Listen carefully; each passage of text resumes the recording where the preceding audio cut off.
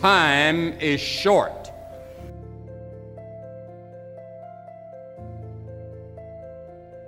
What is your life?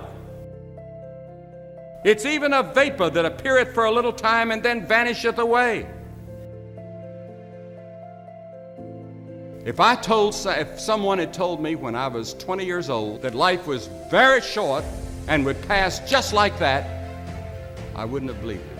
And if I tell you that, you don't believe it either. I cannot get young people to understand how brief life is, how quickly it passes. It seems like yesterday I was in school.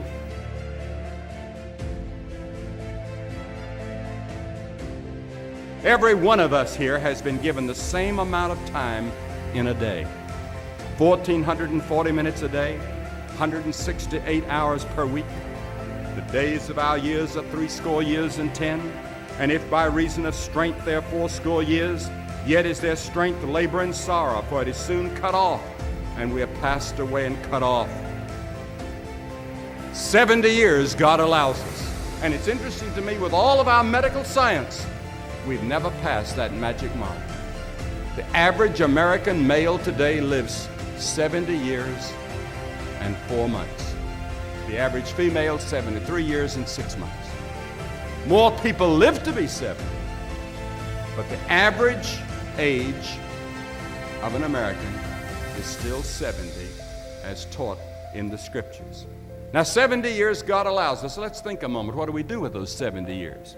The first 15 are spent in childhood, and then 20 years we sleep. And then the last 5 years, physical limitations are curtailing your activities. They haven't curtailed mine yet, but my 5th year till 70 starts next year. Only 30 years left, and part of that time must be spent in eating meals, working, and figuring out your income tax, things like that.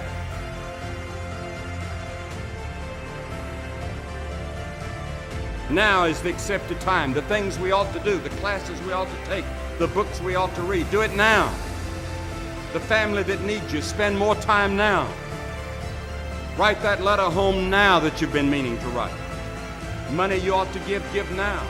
Time for study, do it now. People you ought to witness to, do it now. Every time the clock ticks, it seems to say now.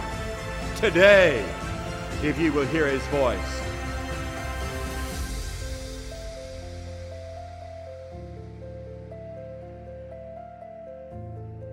There is the category of problems in life, and it ain't going anywhere. And so the question is, can you deal with the whole category at the same time?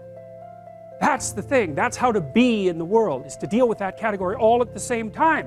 And so how did human beings, what did they come up with as a solution? And that's so cool too, because the solution they come up with not only was the heroism that allows you to approach what you're terrified by and what you find offensive and to learn from it, but also the idea of sacrifice, and that was played out by cultures everywhere, including human sacrifice.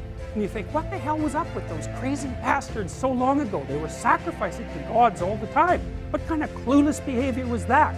Burn something and please God. Burn something valuable and please God. It's like, what was with them? What were they thinking? Well, they weren't stupid, those people. If they were stupid, we wouldn't be here. They were not stupid, and believe me, we lived under a lot harsher conditions than we do. So those were some tough people, man. You know, back then you'd last about 15 minutes. And so you don't want to be thinking of your ancestors as stupid. Like, there's no real evidence that we're much different cognitively than we were 150,000 years ago.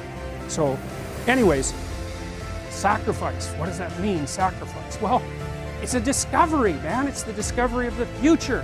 It's like the future is actually the place where there is threat. It's always going to be there. So what do? You make sacrifices in the present so that the future is better